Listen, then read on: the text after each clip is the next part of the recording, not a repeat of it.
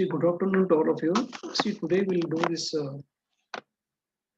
design of footing. So this is the last design problem as per your syllabus. So after this, I'll be revising whatever portion, wherever we have left or some doubts are there, I will start revising them. I need 2 to 3 hours to complete this particular design. Am I audible to all of you? Am I audible? Yes, sir. Okay. So this is, as I told you, this is the last design example of this of your syllabus. So we are going to design, today we are going to design a footing. It may be rectangular or square footing. Slight difference is there in the design. If the footing is square or rectangular, between these two, slight difference is there. So let us see this how to design and what are the steps involved. Okay, now see this one here.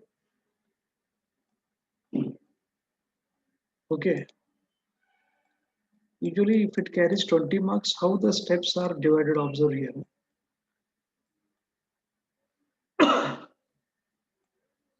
Now, see, these are the 6 steps. 6th step is finally you have to sketch the reinforcement details. Plan and elevation of the footing has to be drawn. It carries only 1 mark because you have to see, it is a freehand sketch will be there. Maybe 1 or 2, approximately I'm giving the marks, approximate 1 or 2 marks like that. Check for development length and bearing pressure at the column base, 2 marks. Still in both directions. Sorry.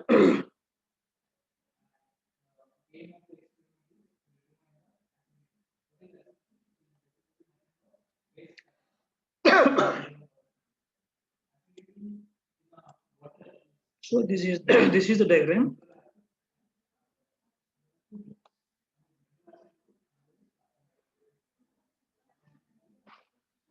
Sorry.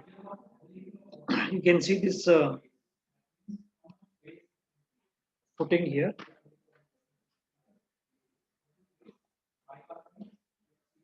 Now, now we can see here.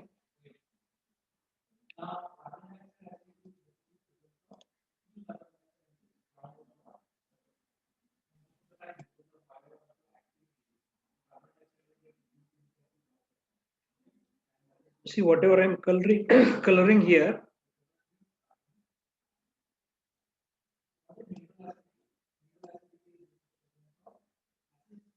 So this is what is we call it as a footing. I think you know this one. So this class is all about how to design this. How to design the footing here, and this is the column that I have shown already. So column is resting. This is the column. Okay. So column is this one. Okay. So the data given in the problem. See, I am designing the footing. It means I have to finalize the dimensions of the footing, such as B and L. B will be equal to L if the column is if the footing is square. For square footing, these two dimensions will be same. L will be more if it is a rectangular footing. So what we are trying to do here is I have to finalize the dimensions of the planned dimensions L and B. Then I have to finalize the depth of the footing, effective as well as overall depth. So I can call it as D. See, this is capital D is written here, but anyway, I'll just show it here. Capital D. Okay. So first I have to finalize L, B, and D. These are the dimensions of the footing, which is capable of resisting the load coming from the column. Whatever load that is coming from the column, that has to be resisted by this footing. Okay. Now, after finding these dimensions, okay, I have to find out reinforcement in both the directions. It is just like a two-way slab. It is like a two-way slab. So this is in one direction, I am providing the reinforcement. And this is in the other direction, I am providing the reinforcement. So this is what is shown here. The cross section you can see here, capital D, small d. In one direction, one steel bar is running. In another direction also, these circles, they are indicating that in perpendicular direction also, reinforcement is running. Then you have to check for the development length, check for shear and all that. So design and check should be done, then only the design is complete.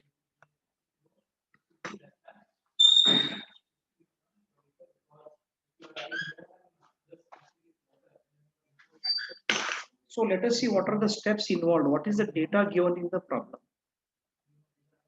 Column size will be given. What is the size of the column? That will be given. Load coming from the column, service load. Now you carefully observe this. Size of the column will be given in the problem. Column size, whatever column is there, this column size is given. Axial load coming from the column is given. Then safe bearing capacity of soil is given.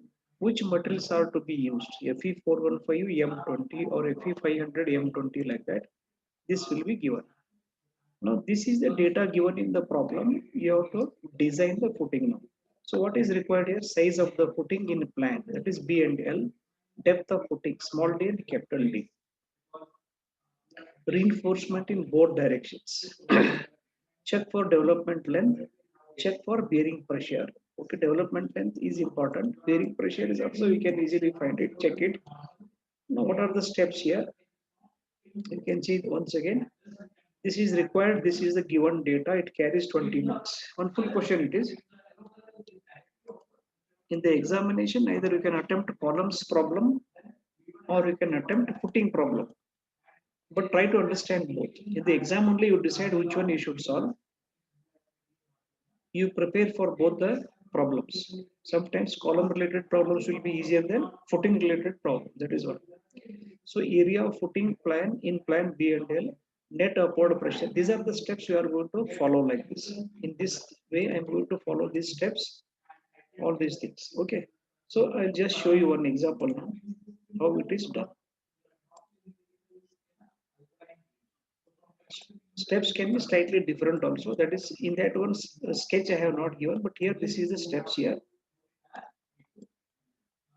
Step one is area of footing and plant dimensions. Net upward pressure has to be calculated. Depth of footing considering one-way shear. So depth has to be calculated. After after plant dimensions are done, go for depth calculation. It is done by one-way shear formula. So usually in all RCC members or especially flexural members, we decide the depth depending upon how much moment it has to resist. So more moment means more depth has to be provided. But here that is not the case. Here moment is not so critical here. Shear is more critical. If you provide the depth based on bending moment, it may fail here. Footing may fail. But if you provide the footing based on one-way shear, it is safe and it is not going to fail. So here the governing force is shear and not bending moment. Both you have to calculate, but usually considering the shear, the depth will be more. Check the depth against maximum bending moment and two-way shear. Now, how these two steps are connected, observe here. How the steps are interconnected. How step 2, step 3 are connected. Just see this. Step 2 and step 3. How these two are connected, try to understand. In the step 2, I will find out the depth considering one-way shear. In step 3, whether it is sufficient or not to resist bending moment and two-way shear, I have to check. This is not done in textbooks here. That is why carefully observe this. Here what I will do is, first I will find out the depth requirement considering one-way shear. Let us say it is 600 mm. Let us say I have calculated after the end of the step 2, it is 600 mm. Now whether the 600 mm is sufficient or not to resist bending moment and two-way shear or not, you have to check. If it fails, if the check fails here, I have to revise the depth.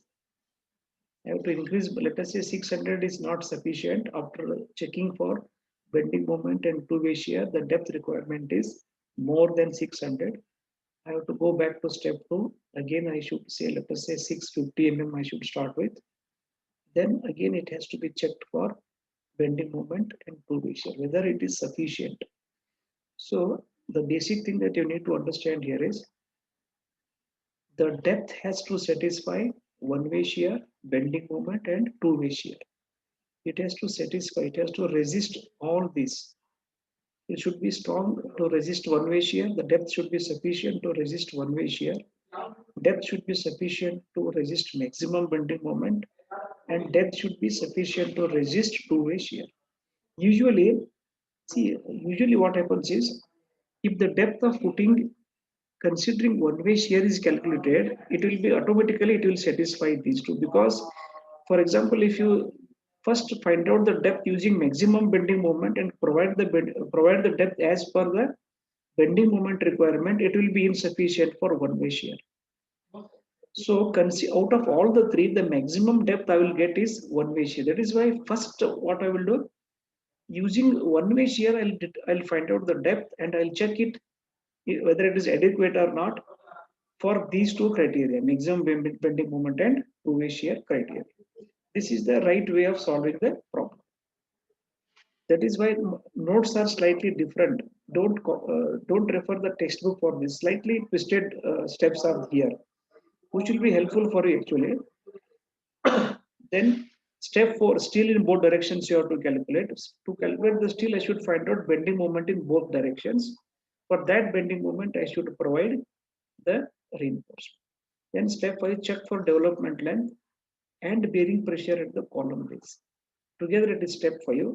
Finally, sketch the reinforcement details. So this is how this problem, full question will be set.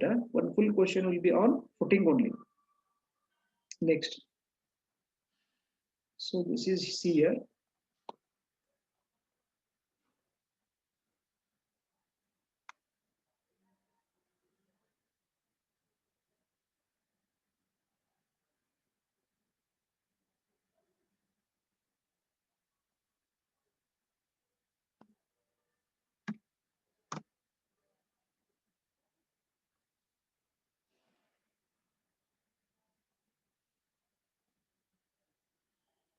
So on page number 21, as per my this one screen, on 21 it is there. Two times I have solved, but in both the times, slightly the steps are different, but you follow this one only. This is more easy to understand. So design an isolated square footing of uniform thickness. Now what it means, just observe.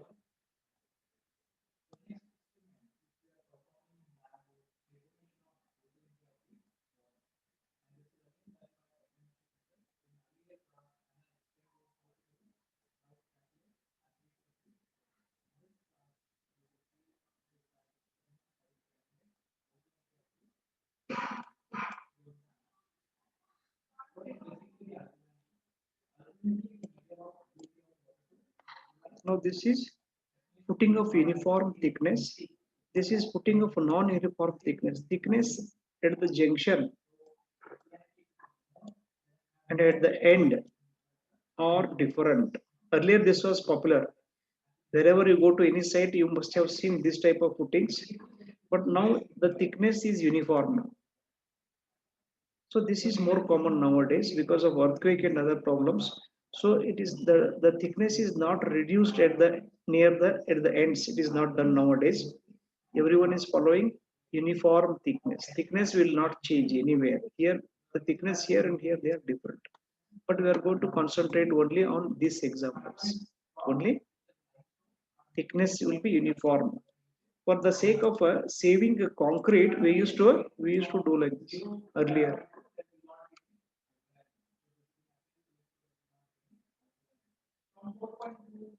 We used to do like this. We used to save this much of concrete. If there are 100 footings, this whatever triangle portion is, if it is removed, a lot of concrete saving will be there. But afterwards, it was realized that this is not good for earthquake resistance. So uniform thickness is provided nowadays. This type is usually they are avoiding it. In your syllabus, only uniform thickness is given. Thickness will not change at the junction at the end. It will remain same. So that is what he says here. Design an isolated square footing of uniform thickness for a square column of size 400 by 400. Column size is given.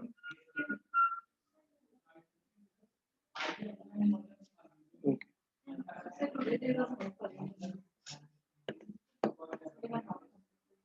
Then tomorrow you are coming again? Huh? Yes. Come every day and complete. Huh? No difficulties, no? You are following. Okay. Close. Close.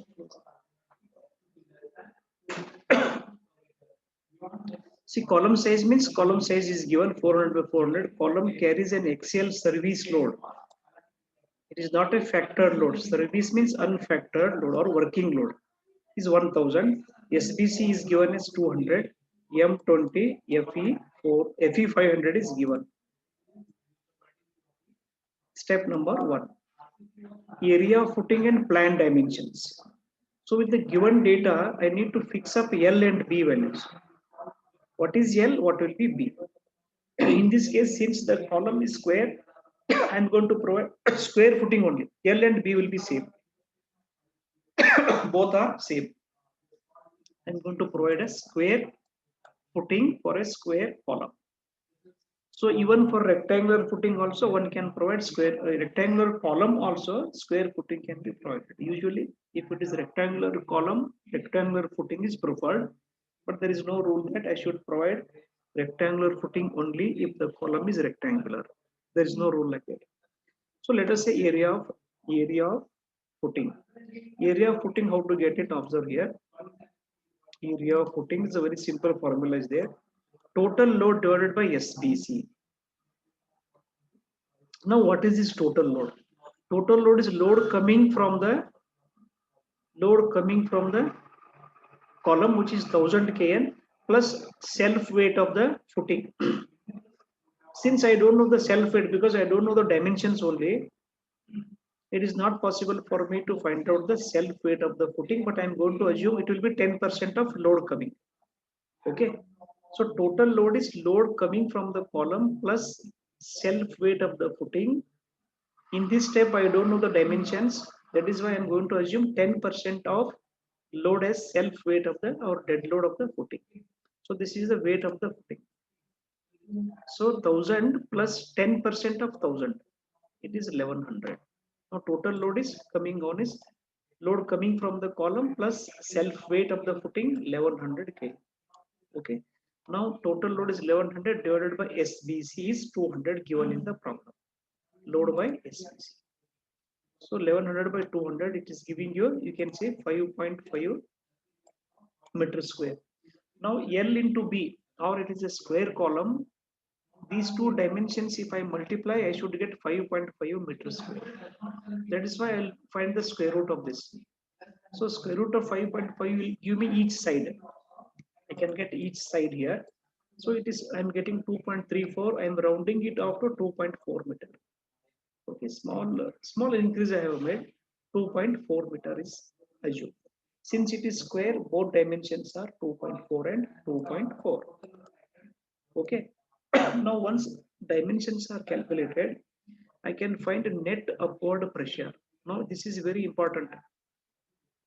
Net upward pressure is important thing here. What is this net upward pressure? The concept of net upward pressure, I'll just try to explain. Observe this one here. This is the footing in elevation. Now for equilibrium, some load is acting here. Some load is acting. Let us say PU, some load is acting. So plus dead weight of the footing also is there. Total load is acting on this ground. This is the ground level. See, for mechanics equilibrium, the ground has to apply some upward pressure. Otherwise, the footing starts sinking inside. It starts going inside. So that means some equilibrium is already established here. Equilibrium is established. That is why it is not going inside. Since this PU has to be resisted by the ground has to apply an upward force. Then only the system is in equilibrium. Why this footing is not going inside? Because some forces are developed by the ground. This ground or the hard strata is applying an upward pressure, then only the system is in equilibrium. Total downward force is equal to total upward force. That is why there is no vertical movement of this body. This you can take it as a body. This body is not going inside because some forces are acting upwards which are balancing pu or total downward load. Now this is what we call it as net upward pressure. So net upward pressure, how to calculate it? Net upward pressure pu, small pu is equal to factored load from the column divided by b into l. Now we can see here I have not used factored load. Total load is calculated. Total load is 1000 plus 10% of 1000. It means service load was considered. Here I am not going to add dead load of the footing. I am going to use only factored load from the column. So 1.5 times 1000. So net upward pressure is, you can see this. I'll write it as PU. Small p is net upward pressure. This pressure can be calculated by using factored load from the column divided by actual area provided, not 5.5. 5.5 is equal to 2.34 into 2.34. I cannot use because I have assumed 2.4 now. So what I will do, 1.5 times 1000 divided by actual dimensions of the footing. So it is load divided by area of the footing. Net upward pressure is load by area of the footing. That load has to be factored. In the previous calculations, I have not used factored loads. I'm going to use factored load here while calculating PU. Okay. While calculating area of the footing, service load was used. Unfactored load was used. While calculating PU, I have to use factored load from the column. So 1.5 times 1000 divided by actual dimensions, 2.4. Now I'm getting 260.4 kN per meter square. Okay, 260.4. It is converted into Newton per mm square. I need Newton per mm square value. So which is 0.6, 0.26. 260.4 becomes 0.2604 Newton mm square, but I use only 0.26. So I have converted kilonewton per meter square because you see this is in kilonewton divided by meter square. So this is 0.26 Newton per mm square if I want the answer in MPa or Newton per mm square. So this is what I have done in the step. What I have done here is I am able to find out the planned dimensions. I am rounding them off to 2.4 by 2.4. Then factored load, that is 1000. 1000 is here. See, in the problem 1000 is given. So this 1000, 1.5 is multiplied divided by actual dimensions. It is giving me net upward pressure 0.26 Newton per mm square. Next, 0.26 Newton per mm square. 0.2604, but I am okay with 0.26 Newton per m, nearly that much. So that is the end of the step number 1. In step number 1, what I did, I decided the planned dimensions. I calculated the net upward pressure, which is used for finding bending moments. Net upward pressure is required to find bending moment. Depth of footing based on one-way shear. Step number 2 is this one. Now I'm going to find out this small d and capital D. Planned dimensions are already done. Small d and capital D I have to find out using one-way shear. Now actually, structurally, what is this footing you observe here? Structurally, how it behaves. It is, this is your footing. Structurally, it behaves like a cantilever, like this. Cantilever slab subjected to net upward pressure.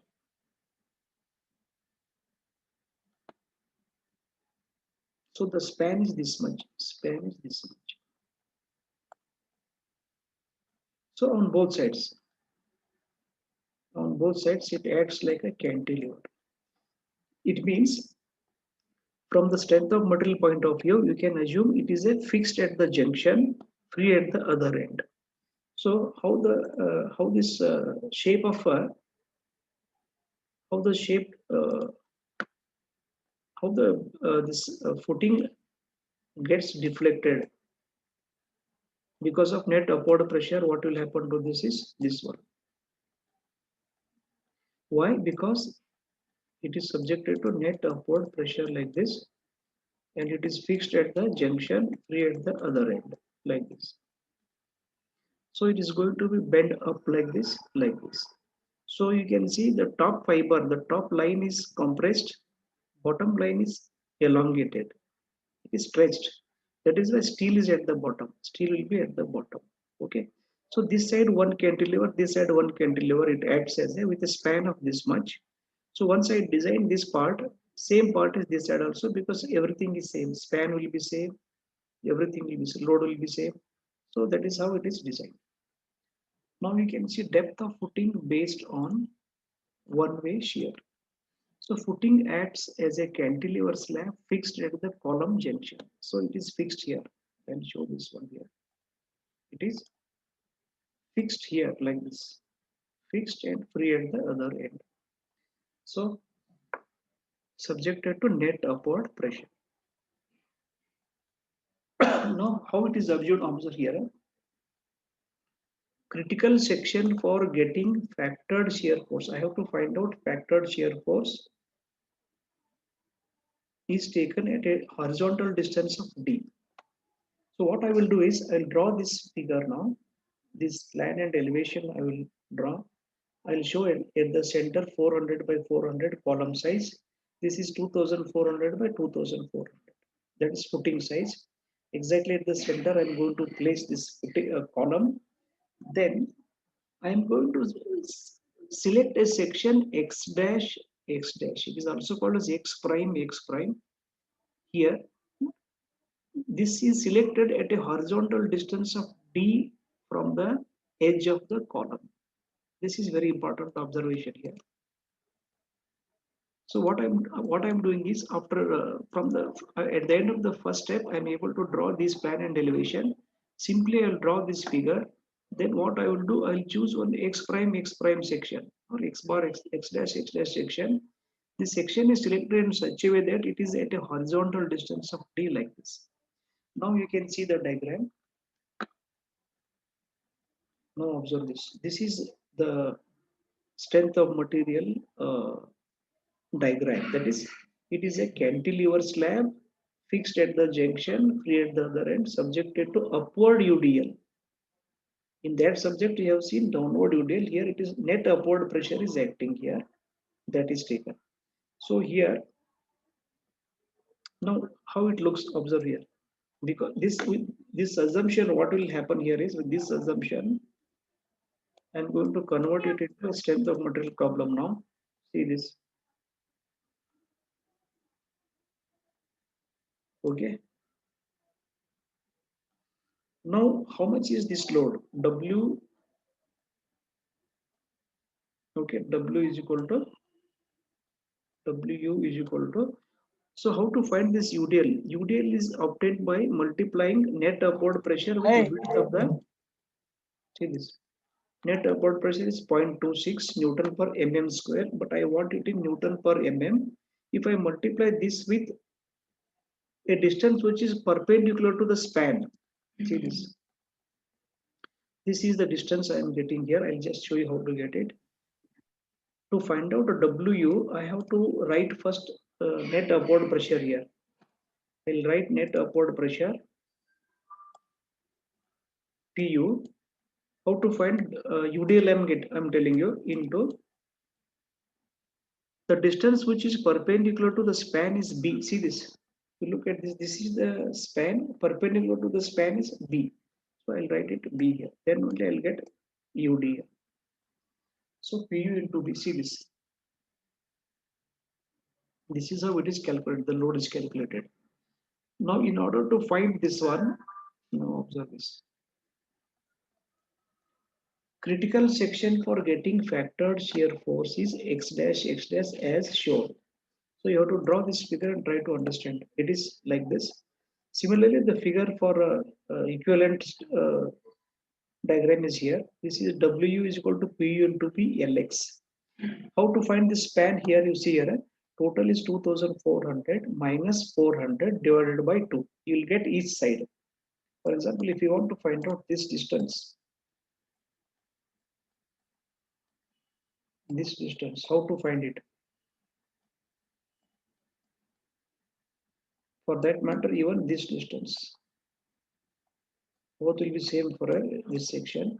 Now, how to find this span here? This is a span of cantilever. Lx is nothing but this distance. So what I will do, 2400 minus 400 divided by 2. Divided by 2, whatever value I am getting, this side and this side, that much will be the projection of the footing from the edge of the column.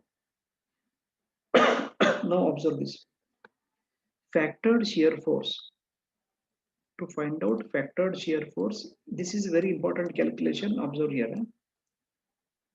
How to find this one? Now you look at this plan here. With respect to this plan, I am going to draw this loading diagram. Just observe. With respect to this, just observe this loading diagram will be like this. So I'll write this span here. How much I got it here? 2400 minus 400 divided by, I'm getting 1000. It means this distance is 1000. Projection is 1000. 1000 is this projection. See this. So this to this projection is 1000. This side also 1000. In between it is, as you know, it is 400. So totally I am getting 2400. 1000 plus 1000 plus 400. So how to get this projection is, that is B minus 400 by 2. That is 2400 minus 400 divided by 2 will give me this projection. Sunil Talageri, any doubt is there? Sunil. Okay. Any questions here? So first finalize the span here, then note this condition, that is horizontal distance D is fixed. You calculate the weight of this shaded portion. Can you see the shaded area? Because see, shear force is nothing in case of cantilever, it is nothing but downward force. Downward force is the shear force in case of cantilevers. So now I'm going to draw this diagram here. Observe this. How I'm going to draw this.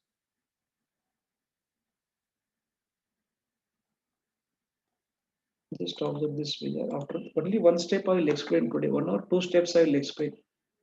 Not more than that. Now observe how this diagram is drawn here.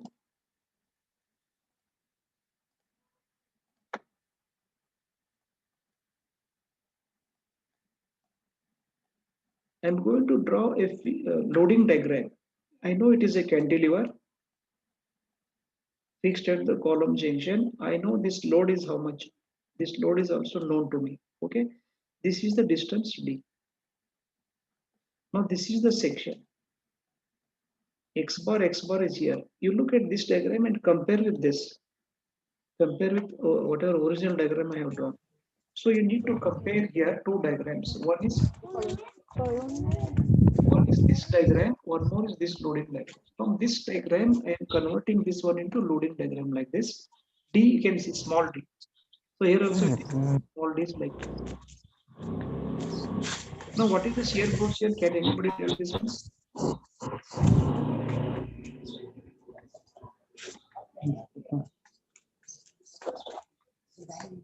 Just observe this. Can you tell me what is the shear force of this particular problem? Already told you that it is, this load is PU. Now observe here. In this diagram, I am going to find out shear force. It is a simple cantilever slab, okay, with that much of load acting. The only difference is the load is acting upwards. Only difference is UDL is upwards here. That's the only difference from strength of material subject.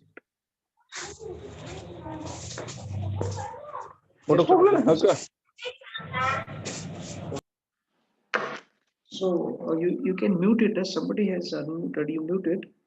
Now I'll calculate the shear force. Shear force is nothing but this much of the load. How do you calculate this load? That is load into this UDL into the distance. Let us say this distance is x. This W into x is total load here. This is how the load is calculated. Load is nothing but in case of cantilever it is shear force. Now how to calculate after that shear force? I'll write it here. Factor shear force at section x dash x dash. Consider the right side of the section. You can see this problem here. This is x dash x dash. Right side of the section is this part. So this part, simply consider the right side and what is the total load? You add it. So the total load is PU into area of the hatched portion. PU into area of the hatched portion. So PU is 0.26 Newton per mm square. Already you know that one. Area of hatched portion is X into B. This rectangle. Area of this shaded rectangle. Okay, this is B into X. See this. PU into area of shaded portion or hatched portion. Now I'll write the remaining thing. Observe. PU I'll write it as 0.26. B 2400. X, how to find it? Total is 1000 minus D. I'll get X value. Total projection is 1000. In that one, subtract D. 1000 minus D is written here. X is equal to 1000 minus D. Any questions here? So finally, this is the shear force. Shear force for this type of loading. This formula, this is the shear force.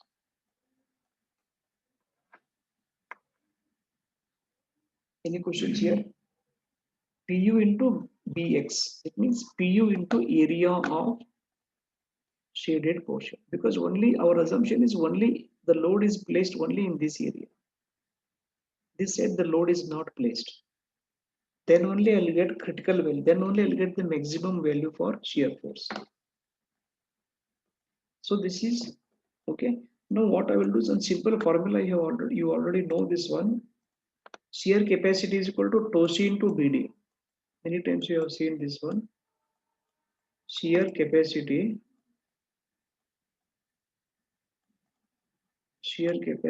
is equal to, as we have seen in the previous examples, tau c B D.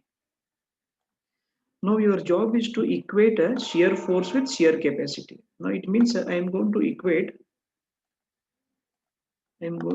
this one because this is the shear force acting on the footing. This is the capacity of the footing to resist the shear. So this equal to this. I need to equate these two and find out the value of D. This is how depth is calculated. This is the step number 2 actually. It is a little bit lengthy also, but after this I'm going to stop this class. Okay.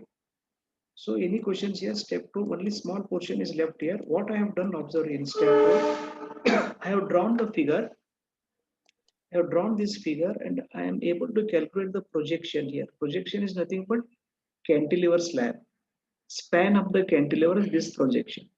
So total is 2400 minus 400 divided by 2 is projection. So after getting this one, the critical section is at a horizontal distance of D, that is x dash x dash. The load is placed like this. You can see this diagram. Cantilever, the load is only this side. So on the right side of the section x dash net upward pressure is placed. Then I am going to find out what will be the shear force of this. How much is the shear force this cantilever slab is subjected to. So this is how it is done. See, factored shear force at x dash is equal to PU into B into X. That is PU into area of the shaded portion, which is B into X. Now what is X? X is nothing but 1000, 1000 minus D. So this is what is the shear force. Equate this one to shear capacity. This is the capacity of the footing to resist the shear. This is the actual shear force that the footing is subjected to. Equate these two and find the value of D. Your job is to equate these two and find the value of D. But in order to find tau c from table 19, I should know what is the percentage of steel there is there in the footing. Since it is not designed, there I don't know how many bars of what diameter are to be provided in the footing. I don't know that. I have to assume something here in order to find tau c. My basic objective is to equate these two and find the value of D. My basic objective is to find out the value of effective depth of the footing. Because B and L are calculated, small d is to be calculated in this step. So my basic requirement is equate these two, find the value of D. It means all other parameters are known to me here. D means what? It is 2400. Tau C, you can see this equation here. Only it is unknown in terms of D. This equation is unknown in terms of D, and RHS is also unknown in terms of D only because B is 2400. Tau C from table 19 I have to find out. For this one I have to assume some percentage of steel here. Otherwise I cannot find tau C. There will be two unknowns. Two unknowns in a single equation means you cannot solve it. So what I have done, in order to find tau C, I will assume 0.25%. Footing is having very small amount of steel here. I'm going to assume, to start with, assume tau C 0.25%. You should not interpolate. Directly 0.25 is available in the steel table. I mean, in that IS 456. Now here from table 19, in order to find tau C, I should assume PT some percentage. By experience, what we do, we go for 0.25%. So now you open table 19 for PT 0.25%. What is tau C value? It means tau C is also calculated. So here in this equation, tau C was required. Tau C is 0.36. Now you equate these two. Equate these two means in both the RHS and LHS, it is unknown in D only.